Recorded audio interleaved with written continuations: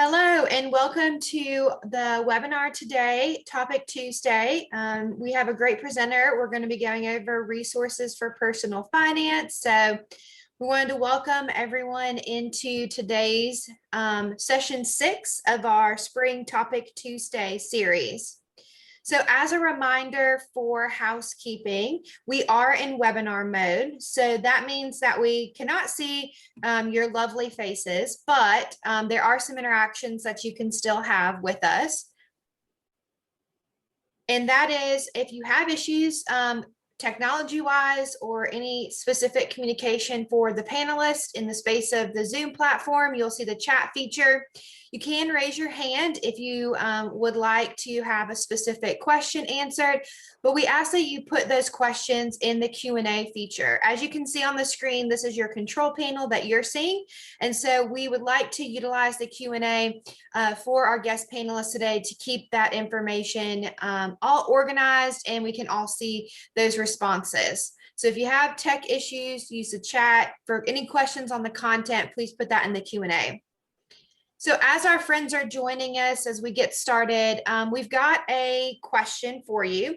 What is the name of the annual high school economics challenge you're probably going to hear about today? So I'm going to launch the poll and it gives you some options.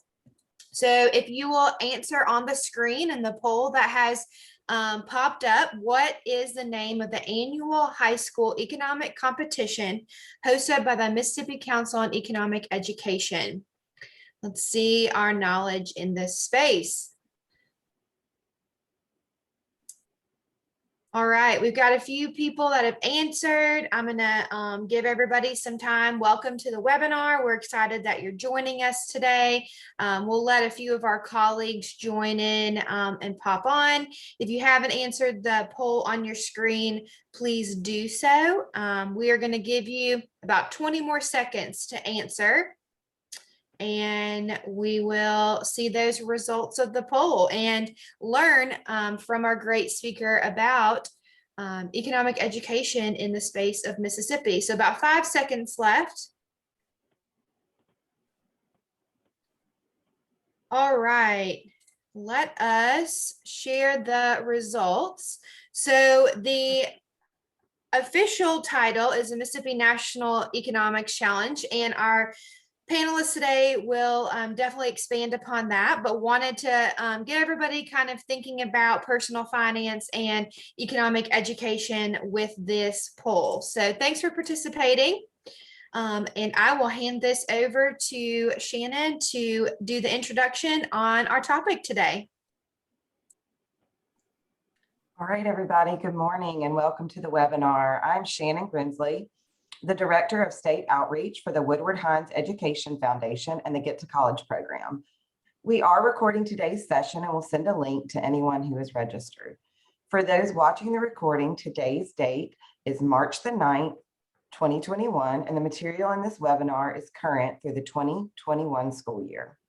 In today's session, Resources for Personal Finance, you will hear from the President of the Mississippi Council on Economic Education, Selena Schwarzfeger. But before we get started, I would like to share a little background on Get to College and a few logistics about the webinar. Get to College is a nonprofit program of the Woodward Hines Education Foundation. We have 3 centers in Mississippi, one in Jackson, Ocean Springs, and South Haven. And we help parents, students, and high school counselors with all aspects of the college planning and financial aid process. And of course, all of our services are 100% completely free. In our centers, we offer personalized college counseling appointments where we can help students know when to apply for admission and scholarships, help them fill out their FAFSA, the free application for federal student aid, or advise on essay writing and interviewing. For this spring semester, we are continuing to offer all of our services in a virtual manner. This will include the counselor webinar series and professional development opportunities, student and parent workshops, remote FAFSA completion, and two-way text messaging. During the webinar, as Kirsten said earlier, we cannot see or hear you, but we ask that you ask us any questions through the chat at any time. So today's agenda, we've just gone over our intro, and then we will hear from Selena, And then we'll have a Q&A session, and we'll talk about upcoming webinars and, of course, give you our contact information at the end of the webinar. Your moderators for today are Kirsten Dufour, Assistant Director and Project Manager. Kirsten will be replying to the Q&A today, and we will have time for the live Q&A with the presenter at the end, but feel free to message your questions at any time. I would now like to introduce our featured speaker of the day. An accomplished leader and educator, Selena Schwarzfeger is president of the Mississippi Council on Economic Education, where for 9 years she has worked to increase the economic and financial literacy of Mississippi teachers and students. She recently completed a 7-year term on the executive committee of the National Association of Economic Educators and has served for 5 years on the advisory committee of the National Council for Economic Education. Under her leadership, the MSCEE has received the following awards: 2018 Mississippi Nonprofit Award from the Mississippi Business Journal, 2017 Outstanding State Council of the Year Award from the Council for Economic Education, and the 2016 Governor's Partnership Award from the Mississippi Association of Partners in Education. She was selected by the Mississippi Business Journal as one of the top 50 leading business women in Mississippi in 2013, and as a finalist for the 2014 Businesswoman of the Year. She was named as Outstanding Advocate for the Mississippi Association for Gifted Children. The Mississippi Business Journal awarded her the Top 40 Under 40 Award, and she is a member of the Rotary Club of Downtown Jackson since 2010, where she also serves on the board of directors and chairs the Excellence in Education Committee. Selena earned a BS degree in management with an emphasis in human resource management at the University of Southern Mississippi and an MBA degree from Millsaps College. She is a licensed teacher in the area of business education, social studies, and economics, and is a master teacher of economics. In her spare time, she's an avid cyclist and competes in both mountain bike and gravel bike races across the state of Mississippi. Wow, you go, girl. Selena is the team director for the state's only high school mountain bike team, the Mississippi Blues Composite Mountain Bike Team that competes in the Alabama NICA League. She is married to Glenn, who is an attorney for 27 years and has 2 sons, Ashton, who is 25, and Grayson, who is 17. Selena, we will now turn the presentation over to you, and we will let you screen share, and we are ready to hear all the great information you have for us. Thanks, Shannon. Okay, so let's see, do I need to reshare the screen? Okay, here we go. Do you want to continue? I do.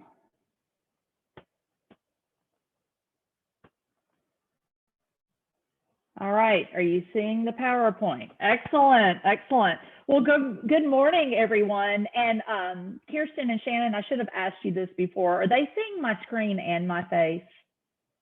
Yes, okay, just making sure. This is my first webinar presentation. We always do meetings with MSCEE. So anyway, good morning, everyone.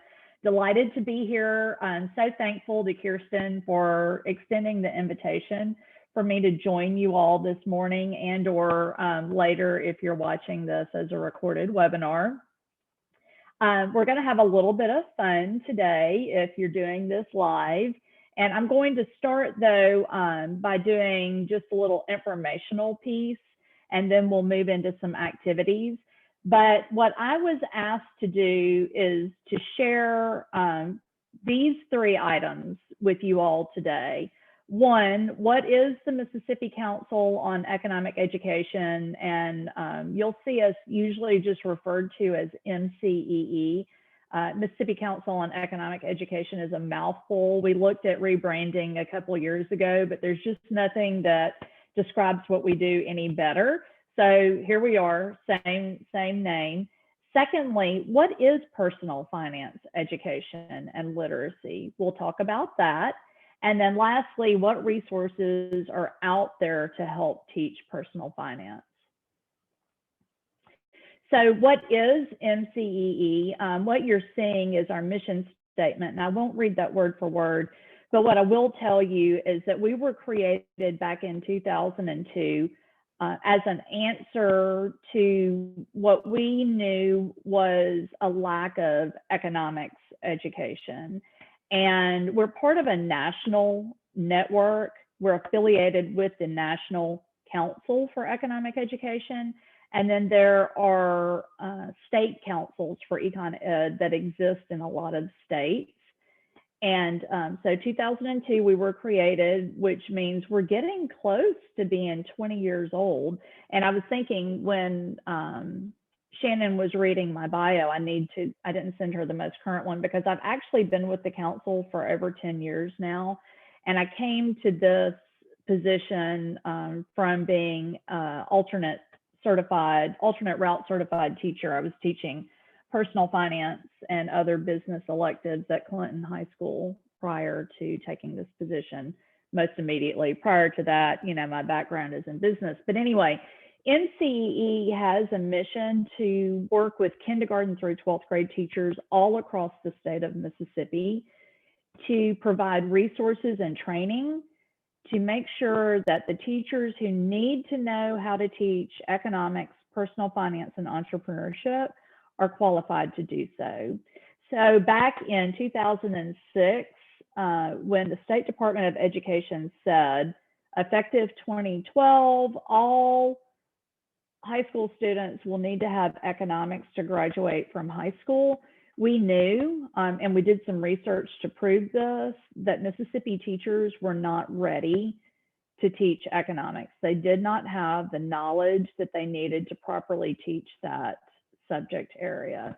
So that was our first main objective, was to get high school teachers that were going to be teaching economics to get them ready for that.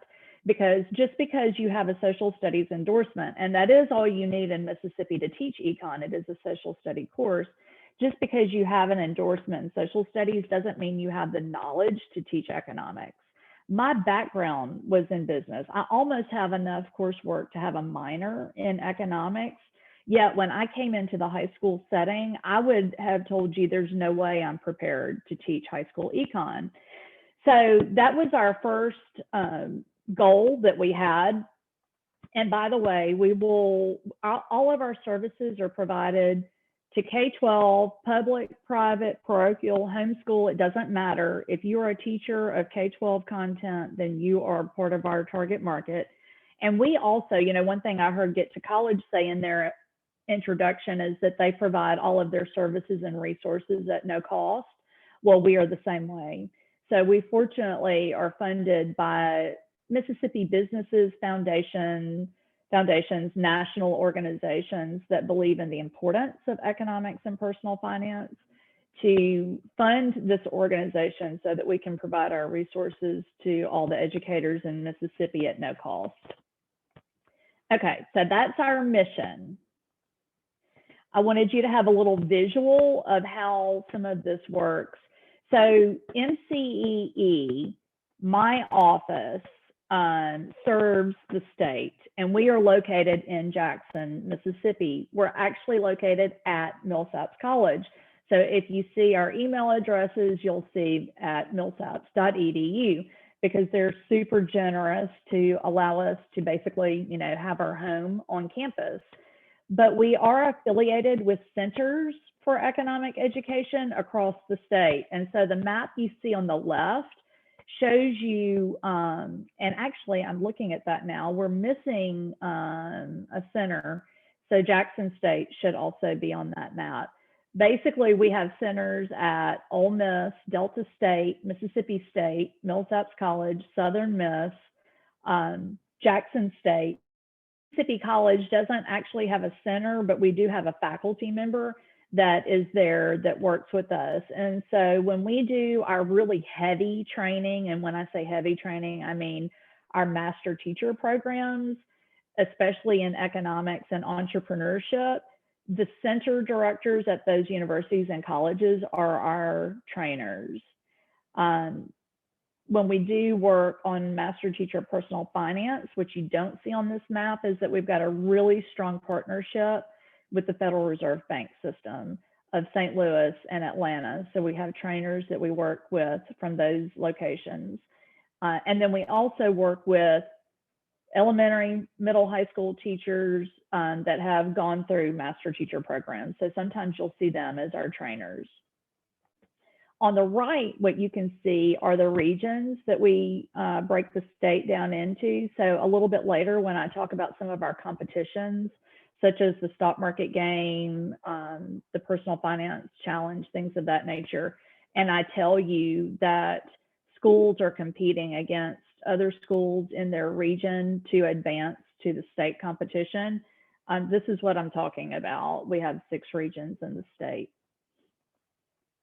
All right, so then the next thing I'm supposed to talk about, so that was who is MSCEE and what do we do? Next, we're going to talk about what is personal finance education. And you know, one thing I love that Kirsten and Shannon set me up for this really well. They didn't know they were doing it, but they really set me up well for this conversation. The intro question that they asked you was, what is the name of the economics challenge in Mississippi? And a lot of you thought it had something to do with Next Gen, which it doesn't. And we're going to talk about Next Gen. They are an excellent partner of ours. But the actual name of the State Economics Challenge is the Mississippi Economics Challenge, which is a feeder into the National Economics Challenge. But I did not come here today prepared to talk to you about economics. I came here prepared to talk to you about personal finance. And a lot of people think that those two things are the same, and they're not.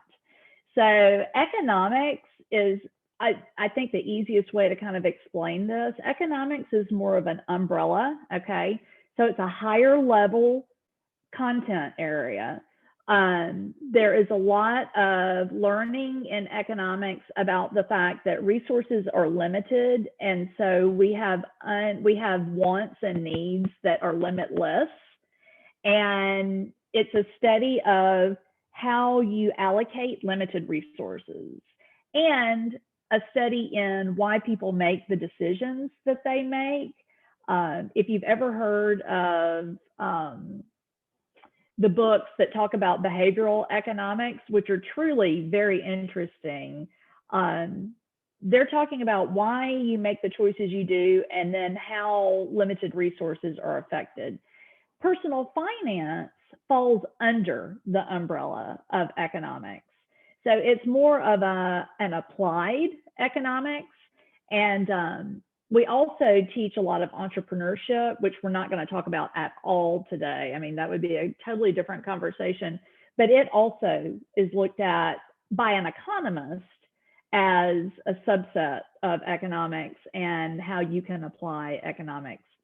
So we're going to talk about what is personal finance. And if I had $1 for every time somebody said to me, oh, good, y'all are teaching people how to write checks and balance their checkbook. Let me click over here. No. Okay, so it's not exactly no, because we are doing those things, but I'm just going to say my generation grew up needing to learn how to write a check.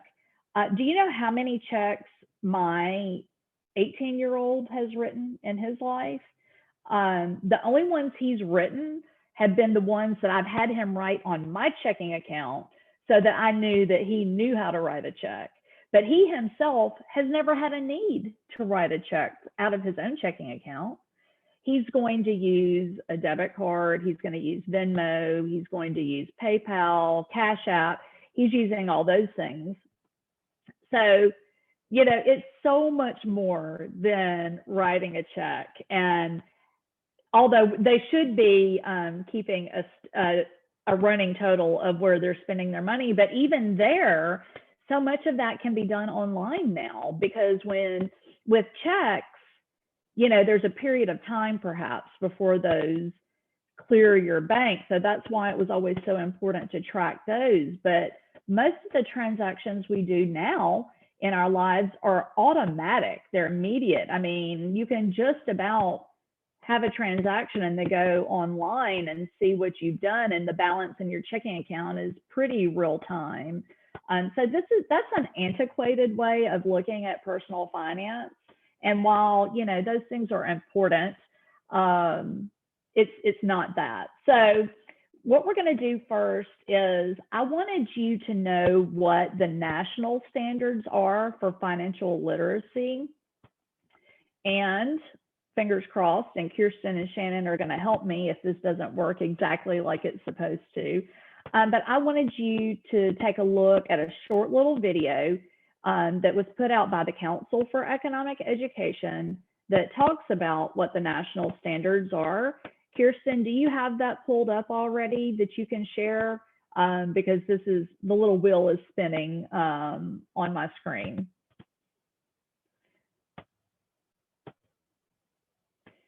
There are, I believe, 6 standards of personal finance education in the state of Mississippi. And I can keep talking. Okay. Are you ready for me? Okay, here we go. Let's watch this quick little video. Need to be financially literate. Most everyone agrees. In fact, a majority of states now require K-12 schools to teach personal finance.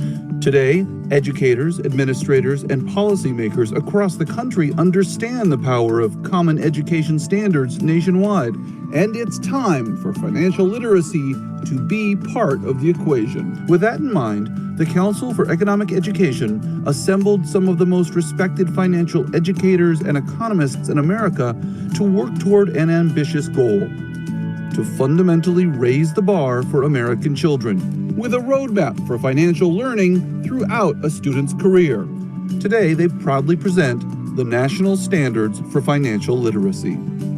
The focus of these standards is really in informed decision-making and in providing real-world examples so that children can understand kind of the scope of the decisions they're going to need to make as they grow up.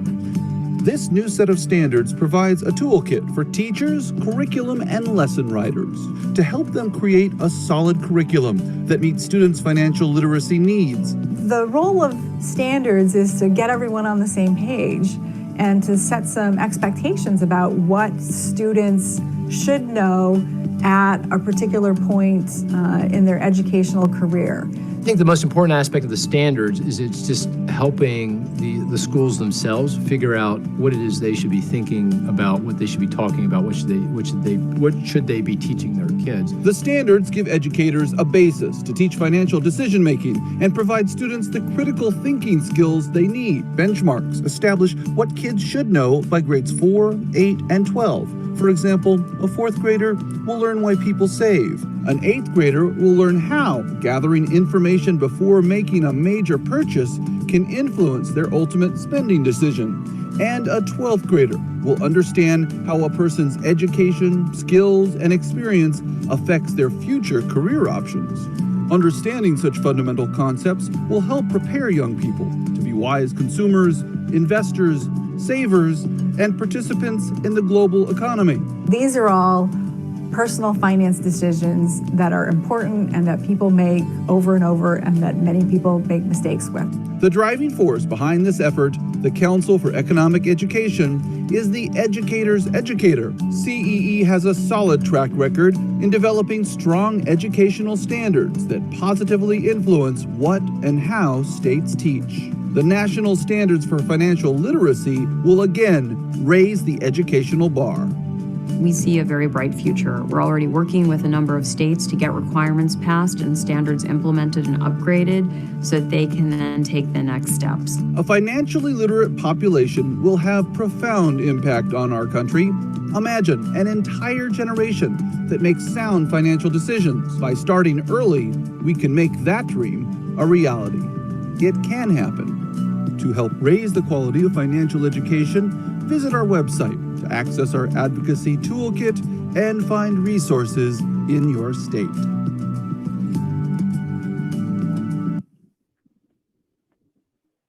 Thank you, Kirsten. Y'all probably heard in the middle of that, all of that, mine decided to work. Okay, so that was just a little overview of what the national standards in financial literacy are. And those were created by the Council for Econ Ed by economists. So that's what makes those super cool, is because they have been written with an underlying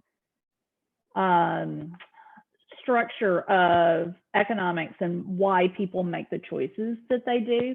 There is another set of national standards that are out there by the Jumpstart Coalition. And as an FYI, the two organizations are currently in process of meshing those national standards. So whereas there has been Jumpstart standards and CE standards, those will be one. I'm not exactly sure what the timeline is to have that completed, but I know that they're in the process of working on that. So they kind of flashed up earlier, but we're going to take a little bit deeper dive into what each of these standards are. Side note, in the state of Mississippi, depending on who you are, you probably already know this, but we have for a very long time had an elective in the state called personal finance. Okay, so it is a one semester course. It's an elective. I taught it when I was at Clinton High School. Super awesome course. You get a whole semester of personal finance, and I used to really enjoy teaching that class. Also, you can get personal finance education. So that's on the academic side. On the career and technical side, we have business teachers who are also teaching personal finance inside of business courses. The way I got to know Kirsten is we're working together on a course, or have been working together on the course called College and Career Readiness. And that class has a unit in it that is called personal finance. But as we have discussed, over the past year or so, a lot of the content in College and Career Readiness, even though it's not particularly called personal finance, it talks to these standards in personal finance. So College and Career Readiness, year-long course, which the students in Mississippi will be required to have starting with next year's seniors, has a huge amount of personal finance in it that talks to these standards. So you have earning income, buying goods and services, saving, using credit, financial investing, protecting and insuring. So let's take a little bit deeper dive on these things. Okay, so earning income, and I think this is probably where a lot of the College and Career Ready framework that isn't called personal finance actually speaks to a financial standard, and that is getting yourself ready for what's next. After high school, we all have to support ourselves some way, and whether we're going straight into the workforce, maybe we're going into the military, maybe we're going to a technical college, maybe we're going to a 2-year college, university, maybe we're going to a 4-year, perhaps we have higher aspirations than that in the education system where we're getting master's, PhD. Okay, all of that, why do we do those things? We do those things so that we can earn income. I mean, that's what the goal is, as well as self-satisfaction to know that we're being a contributing part of society, So basically, there are so many things that young people need to consider as they move into this world of earning income. And I wanted to show you here, let's see, what was this link for? And I tried to have like a resource tied to each of these standards so that you can see, if you are an educator, how you can teach these standards. They're not all this clear. If you looked in the framework for College and Career Readiness, I don't think we are addressing all 6 standards. But I just wanted you to see, this is Econ Lowdown, and it is a resource that exists through one of our partners, the Federal Reserve Bank of St. Louis. They have a Memphis branch, and the educator at the Memphis branch, y'all may or may not know this, the state of Mississippi is covered north to central by the St. Louis Federal Reserve Bank and central to south by the Atlanta Federal Reserve Bank. So the St. Louis Fed, A++ when it comes to teaching resources, not just for economics, but also personal finance, and even some entrepreneurship lessons are in here. So Econ Lowdown, if you were to take our Master Teacher Personal Finance course, you get a lot of content from Econ Lowdown. They've spent a ton of resources getting this ready to go. I'm not going to go into the system. We don't really have time for that today, but I just wanted you to see that. Okay, let's go back to our PowerPoint presentation and let's advance. All right, the next personal finance standard is buying goods and services. So when I told you before, there's kind of an economics spin on personal finance. You really see it here. The standard, it reads, people cannot buy or make all the goods and services that they want. Our wants are unlimited, but resources are not. And so we have to make choices on what we buy. Some goods, we buy some goods and services, and others we don't. And so we need to be making informed spending decisions, which entails collecting information, planning, and budgeting. And this is it's an easy subject to teach. It's more difficult to actually implement because there's so much behavior that is associated with this, in delaying gratification and making the decision on whether something is a need or a want. And it's pretty awesome when you work with kids and you have an activity where you're teaching them the difference between the two. And it's interesting to see the things that they think are necessary, that they're needs, when indeed they're wants. And some things can be both depending on the choices that you make. So, I would love to have a pair of Reebok tennis shoes, but I could get by with something that I could buy at Walmart, something like that. So the shoes themselves are a need, but the type of shoes get into the want aspect of personal finance. Now, I wanted to play Kahoot. I wanted to play a quick little Kahoot. Let's give this a whirl and see if this works. Selena, I think I have to do a new screen share with the Kahoot. Okay, let's open this and then you can tell me when we get there. So this Kahoot comes from Next Gen Personal Finance. And when we get to the resources page, they are on there.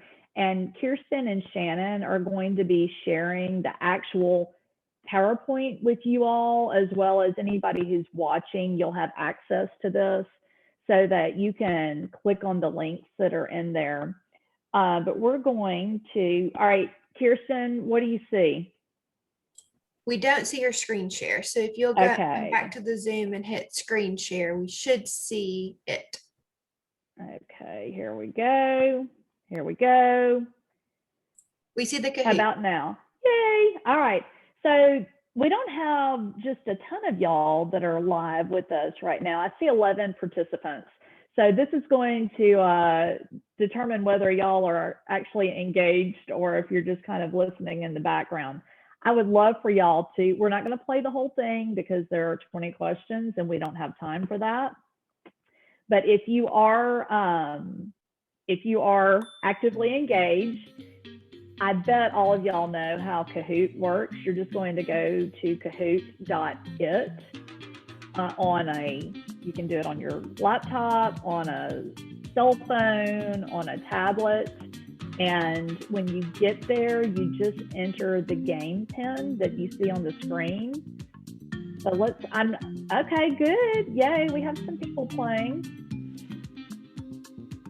Well, yay. So now I know it's more than just Kirsten and Shannon because there are 3 names up there. So that's good. Excited that y'all are engaging right now. So I'm going to give you just a couple more seconds to get logged in. 1, 2, 3, 4, 5. We have 5 people. All right, we don't want to waste too much time, so let's go ahead and start. Kahoot's super fun. This particular one is about checking, a checking account. People who are unbanked are most likely to do what? And, you know, I know you all are knowledgeable on how this works. Yeah.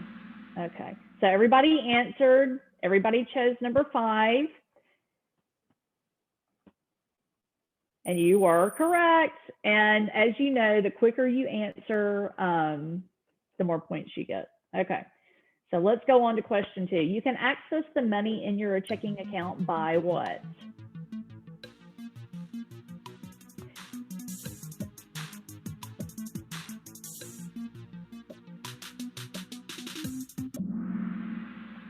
Okay, transferring money through your online account. We had 3 of you that got this right. I found this one to be a little tricky, you know, because I played these last night before I included them in the presentation. So if you didn't get this right, I understand. This one was written a little confusing, but basically transferring money through your online account. Tropical frog is in the lead. All right, overdraft protection is what or can do what?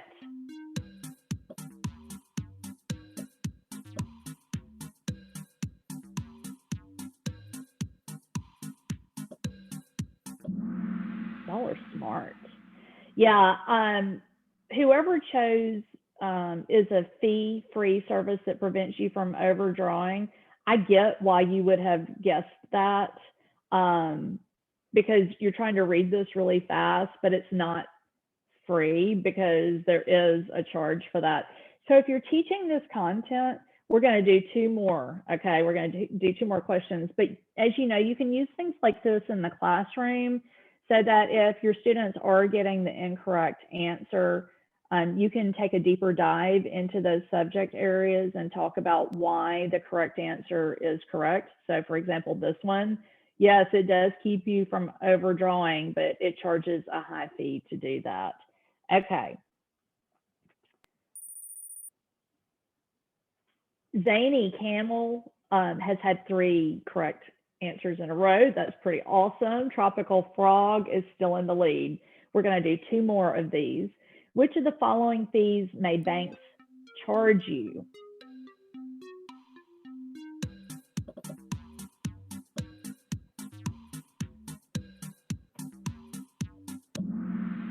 Yes, monthly maintenance fee. I have a bunch of personal finance experts online today.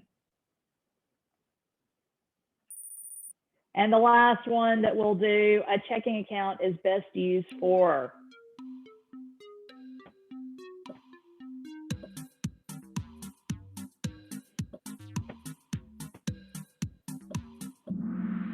So there were 2 right answers here. We're not going to generally save money in a checking account because it doesn't earn interest. So if you're wanting to save money, you would be better off putting money somewhere else. However, savings accounts, they don't really earn much interest either, but money market accounts do. We'll talk about investing later. So I don't want to get into that much now, but yes, you would store money to spend and place the money you earn.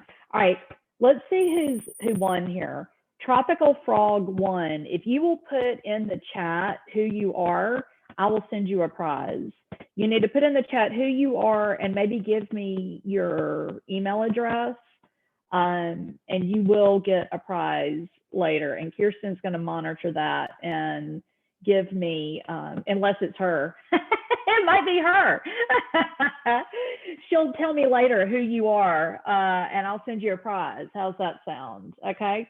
So that was just a real quick example. Next Gen Personal Finance has tons of these Kahoots. Let's see, it's in the chat. Maybe I want to give you a real shout out on who it is. Heath Stevens is Tropical Frog. Yay, Heath. Put in the chat, like, what do you do? I'm curious. Do you teach this content already? What do you teach? Or are you an administrator? School counselor. Very good. Nice, nice. So great, Heath. Proud of you. Let's move on here. I'm going to close Kahoot because we don't want you to continue hearing the songs. All right, and now let's go back to PowerPoint. Kirsten, give me a thumbs up if you see the PowerPoint. Nope. Okay, I'll take care of that with the screen share.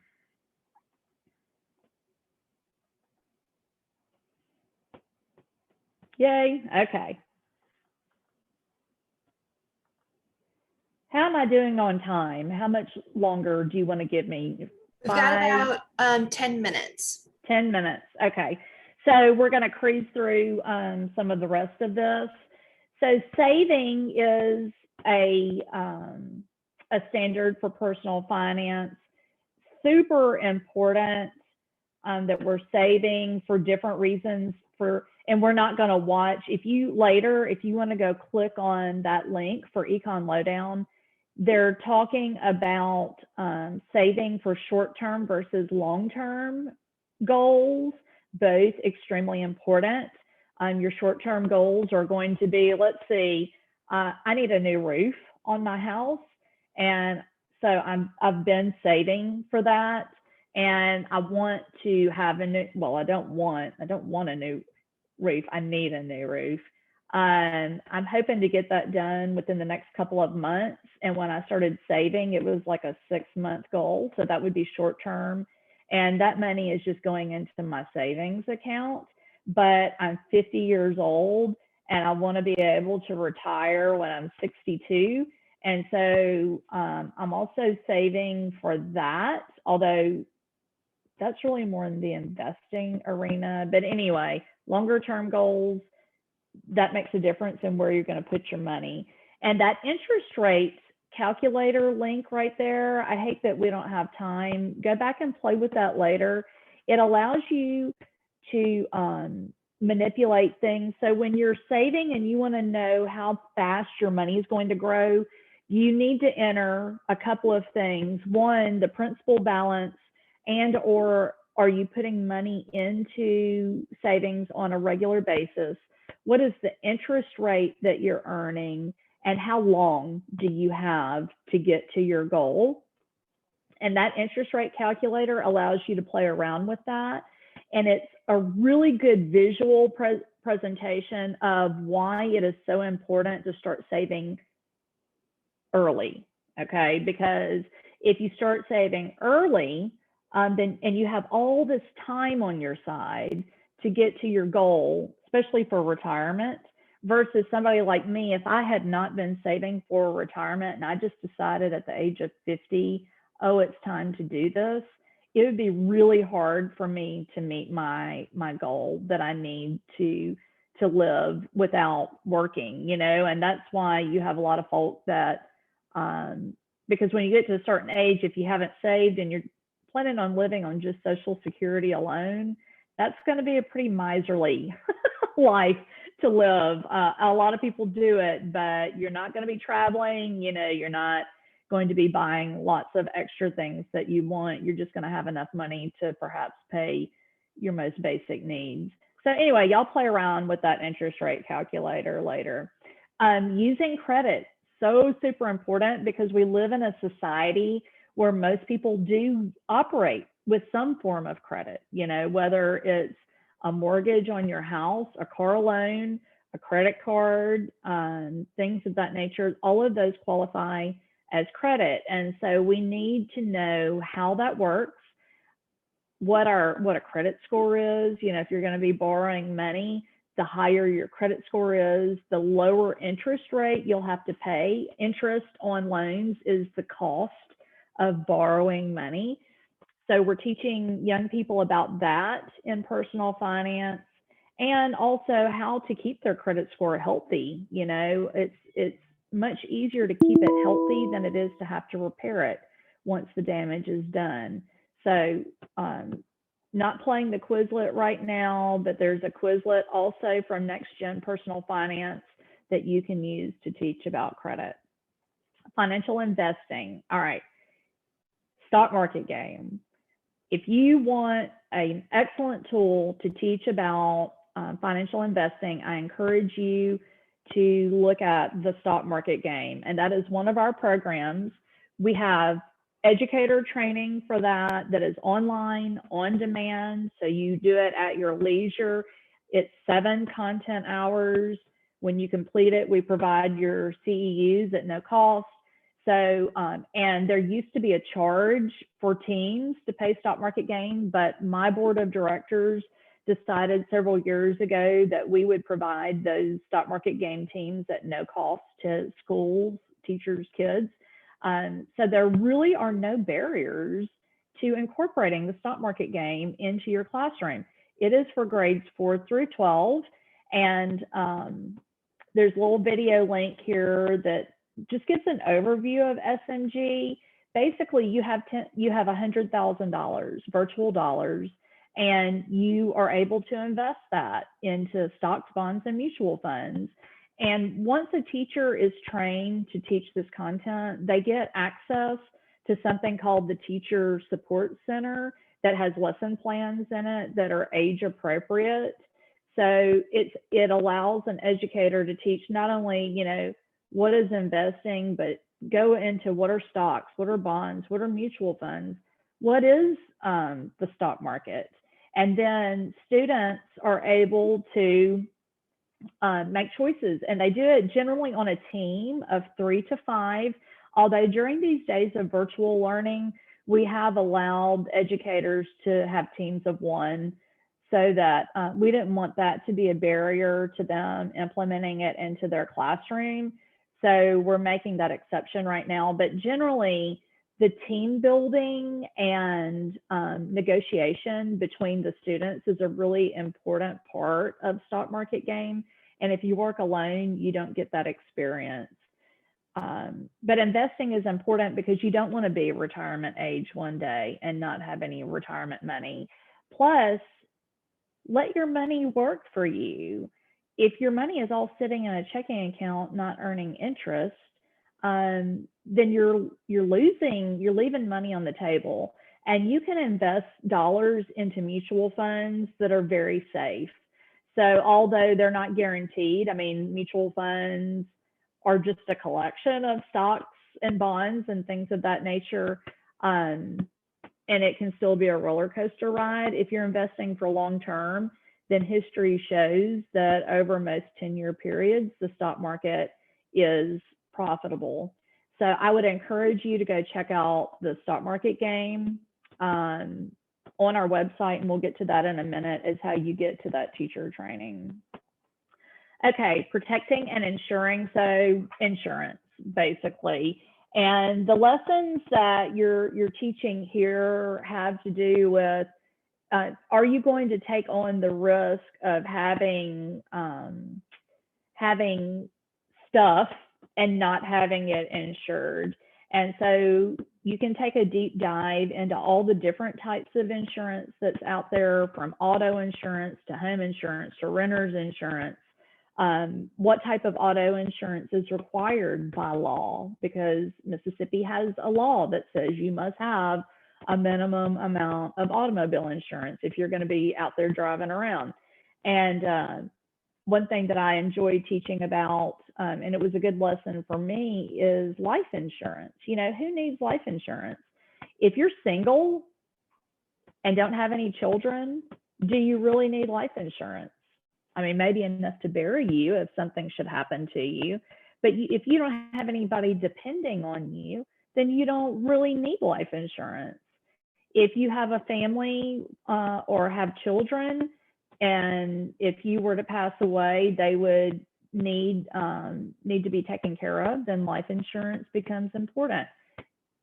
My husband and I, well, our youngest child is in college, but when he gets out of school, do we need to continue carrying life insurance. I mean, I'm able to support myself. He's able to support himself. So interesting questions like that to take a deep dive into what type of insurance is needed and what isn't needed and when it's needed. So there's a quizzes here that you could play to learn a little bit more about life insurance. So I believe this is the last. Okay, I got 2 slides left. So this is just a page with some active links on it that will help you get to these different resources, which I've already been talking about throughout the presentation, but let's just make sure I haven't missed anything. Stock market game, we've talked about. Next gen personal finance, A++ personal finance content there. It makes me want to go back and teach high school personal finance. It's so awesome. Started by a gentleman named Tim Ranzetta, who is a friend of ours. We actually have a written partnership agreement with them right now. They offer fabulous webinars, which you can access at any time. They are recorded and/or you can attend those live. And then my organization will provide you with the continuing education units after you complete 5 or more of those. Econ Lowdown, I've already shown you. That's the Federal Reserve Bank materials. Econ EdLink, I did not show you, but that is a resource provided by the National Council for Economic Education that has lesson plans on personal finance in it. It's not just economics, there's personal finance there. Master Teacher Personal Finance. Okay, if you are teaching personal finance as a standalone, college and career readiness, just have an interest in learning how to incorporate it perhaps in a math classroom, I would encourage you to take that course. It is one of our programs. That link will take you to our website and you can see more about it. We offer that. We're offering it virtually now during the spring, summer, and fall. Spring class is underway. Next opportunity will be this summer. So I encourage you to go check that out. We are also in the process with grant funds of creating a standalone personal finance class in Canvas that a teacher will be able to just copy and paste down into their own Canvas account. So that will be ready for the next school year, and we'll be teaching teachers how to use that this summer. Also, teachers, there's no link for it. The next one, the Master Teacher of College and Career Readiness, there's no link because we're still in discussion about that. But if that does come to fruition, it will be a partnership between us, Get to College, and Mississippi IHL. It has been blessed by the Department of Education, so hopefully we'll be moving forward with that, as well as a Canvas course for CCR that, once again, a teacher could just copy and paste down into their Canvas account, and it would have Get to College material content as well as personal finance content. Danny Dollar Academy is for little people, but I didn't want to miss it because I wasn't sure who was going to be on this webinar. It is a book that teaches personal finance and entrepreneurship to 3rd, 4th, and 5th grade students. In addition to teaching that content, it works on their reading literacy, so their ELA skills. You can click on that there. We just launched that program this year. Would love to talk to you more about that if you happen to have anything to do with elementary school students. The Personal Finance Challenge, which in the beginning you took a little quiz about the economics challenge, which we do, but that's for students who have had a course in economics. The Personal Finance Challenge actually right now is open for a qualifying round. We'll have one more qualifying round in April. You can click on that link to get more information there. Students take a multiple choice test that is scored, and they do it on teams of 3 or 4. And then the teams that are highest scoring by region, I showed you the regions at the beginning, middle school, high school, will be invited to the state competition. And the state competition happens in April. We'll be doing that virtually again for the 2nd year. We did it virtual last year. We'll do it again virtual this year. And then the top scoring teams get college scholarships as well as advance to the National Personal Finance Challenge. So please check that out. And then the last thing here is Family Financial Fun Night. We're doing these all over the state. They're for younger children, but the ones that we'll be doing later in March, April, May are for special needs children of any age, so K-12. I encourage you to go check that out. Last, how to stay in touch. If we would love for you to go to our website and sign up for our weekly e-newsletter. It's called What's Up Wednesday. That's really the best way to stay in the loop. But then we also have our social media, our website link, and our email address there. So I see Shannon, so that must be my sign that I have used up my time. Excellent, thank you. So there's that, and you can always reach out to me if you want to have a conversation offline. I'm happy to talk with any of you about resources.